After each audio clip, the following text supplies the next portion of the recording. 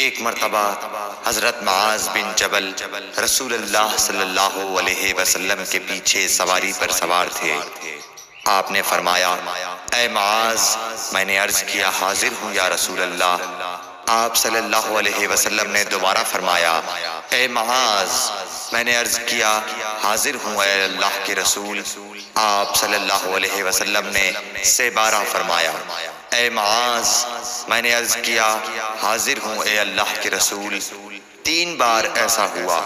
اس کے بعد آپ صلی اللہ علیہ وسلم نے فرمایا کہ جو شخص سچے دل سے اس بات کی گواہی دے کہ اللہ کے سوا کوئی معبود نہیں ہے اور محمد صلی اللہ علیہ وسلم اللہ کے سچے رسول ہیں، اللہ تعالی اس کو دوزخ کی آگ پر حرام کر دیتا ہے۔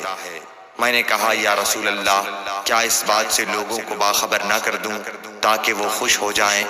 آپ صلی اللہ علیہ وسلم نے فرمایا، اگر تم یہ خبر سناؤ گے تو لوگ اس پر بھروسہ کر بیٹھیں گے اور عمل چھوڑ دیں گے۔ صحیح بخاری حدیث نمبر 128۔